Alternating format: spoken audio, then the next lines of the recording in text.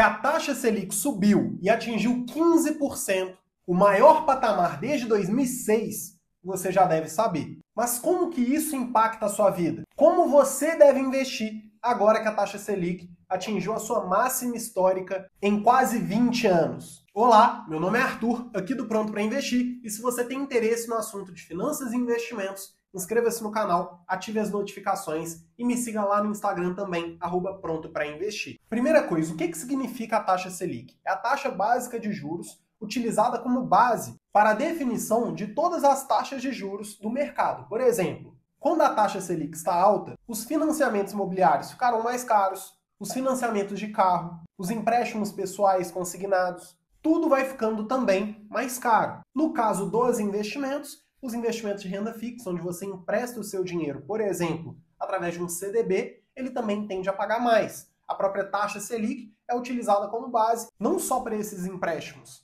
mas também para investimentos no mercado financeiro, que passam a pagar mais quando a taxa Selic está mais alta. Nós podemos dizer que quando a taxa Selic aumenta, o custo do dinheiro também aumenta, fica mais caro. Como assim? Vamos supor que você queira abrir um negócio e vai fazer um empréstimo junto a algum banco para poder captar recursos e abrir a sua empresa. Se a taxa Selic está 2% ao ano, como ela esteve na época da pandemia, por exemplo, o custo deste empréstimo seria muito baixo, o que iria incentivar você a pegar o empréstimo para abrir um negócio.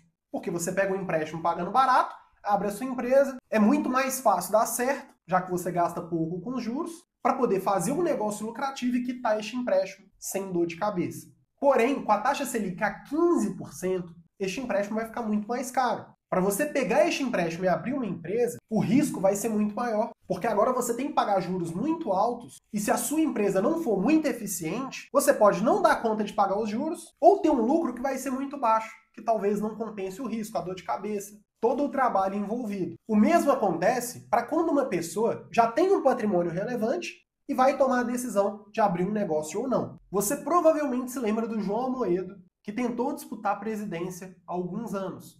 Ele declarou um patrimônio na época de mais de 420 milhões de reais. Vamos supor que ele queira usar este patrimônio aqui para abrir um negócio. Se nós considerarmos a taxa Selic a 2% ao ano, se ele só pegar esse dinheiro e colocar lá no Tesouro Selic, que rende taxa Selic, se a taxa estivesse 2% ao ano, ele receberia 425 milhões vezes 2% por ano. Daria 8 milhões e meio, que se a gente dividisse por 12 aqui, ele ganharia 700 mil reais por mês. Grave este número.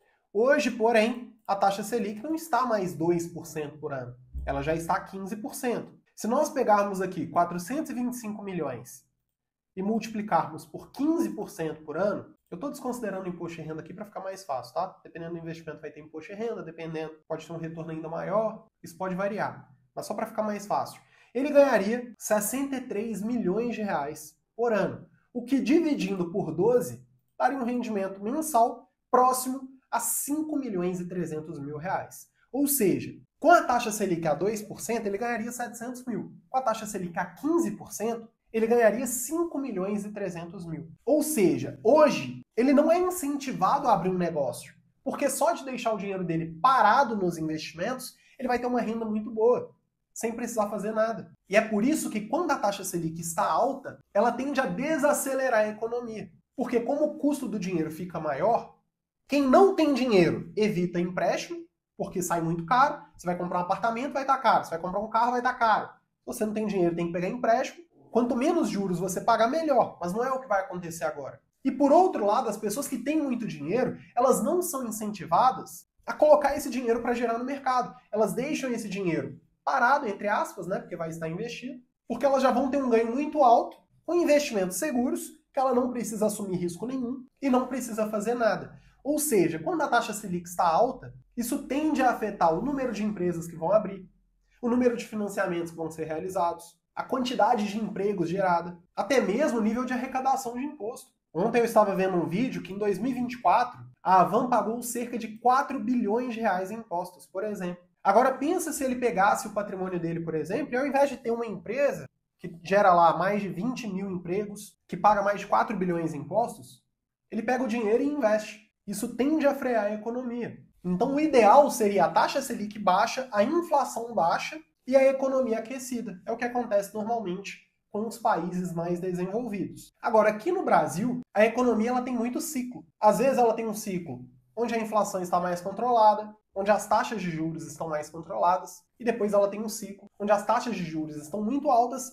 para controlar uma inflação que está muito alta também. Eu não quero de forma alguma simplificar todas essas questões, porque nessa macroeconomia, vários fatores vão interferir nessas coisas. Por exemplo, o governo gasta muito, gasta mais do que arrecada. Naturalmente, a taxa Selic tem que ficar maior para atrair investimento estrangeiro. Já que o risco é alto, você tem que ter um retorno alto para compensar isso. Isso vai interferir no dólar, porque se tem mais gente ou menos gente do exterior investindo no Brasil, isso afeta também o câmbio. Tem a questão da inflação, tem a questão da produção do país, que também deve ser levada em consideração quando a gente fala sobre isso. Mas, de forma geral, é importante você entender que quando a taxa Selic está alta, o custo do dinheiro fica mais caro. Arthur, e como que a gente deve investir tanto na renda fixa quanto na renda variável diante de uma taxa Selic alta? Então vamos lá. Em primeiro lugar, investimentos que são atrelados tanto ao CDI quanto à taxa Selic, eles já passaram a render mais assim que a taxa subiu. Então agora que a taxa Selic está 15% ao ano, o CDI passou a ficar em 14,9% ao ano.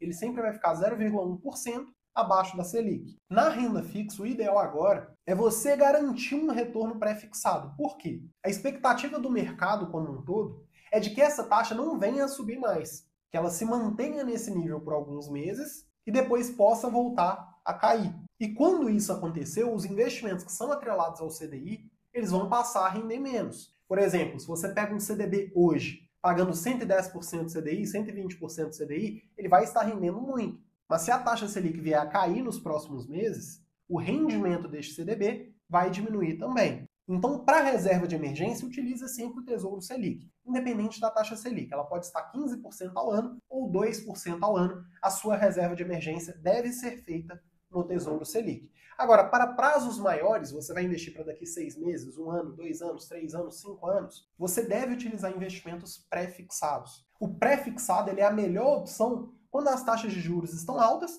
porque você combina que vai receber uma taxa alta até o final, de forma garantida, independente do que aconteça. Quando as taxas de juros estão baixas, por exemplo, há alguns anos a Selic estava em 2% ao ano, o pré-fixado estava pagando 4%, 5%. Só que você combinava de ter um retorno que era baixo. E aí a taxa Selic subiu de 2 para 3, 4, 5, 6, 7, até 12, 13, e tinha gente ganhando 5 ainda, porque fez o pré-fixado.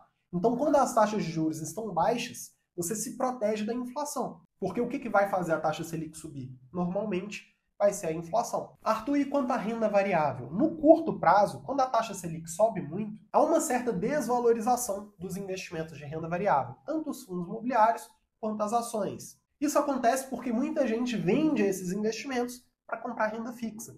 Na cabeça da pessoa ela pensa, né? Se eu posso ganhar 12% ao ano ali, de forma segura, sem correr riscos, para que eu vou deixar meu dinheiro investido em fundos imobiliários e ações? Só que este pensamento está equivocado. Por quê? No momento que as pessoas fazem a venda desses ativos, como tem muita gente vendendo, os títulos desvalorizam.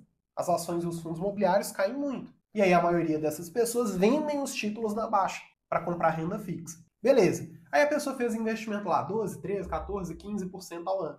Só que quando a taxa Selic começar a cair e a renda fixa passar a pagar menos, o que essas pessoas vão querer fazer? Comprar renda variável. E aí quando todo mundo for comprar renda variável, o preço das ações e dos fundos imobiliários vai tender a explodir, já que vai ter muita gente procurando investir nesses investimentos. Na prática, as pessoas vão vender os investimentos na baixa para comprar renda fixa e depois, quando a renda fixa estiver pagando pouco, elas vão comprar ações e fundos imobiliários na alta, o que não faz o menor sentido. Se existisse um melhor momento para você comprar ações e fundos imobiliários, seria justamente quando tem muita gente vendendo, e não quando tem muita gente comprando. Você compraria na baixa, tendo um grande potencial de valorização. É o que está acontecendo agora. Mas, na minha opinião, o ideal mesmo é você investir sempre. Comprar na baixa, comprar na alta, comprar todo mês, independente do que está acontecendo. Porque nós não conseguimos prever o que vai acontecer no curto prazo. Mas no longo prazo, boas empresas e bons fundos imobiliários vão se valorizar e vão te enriquecer.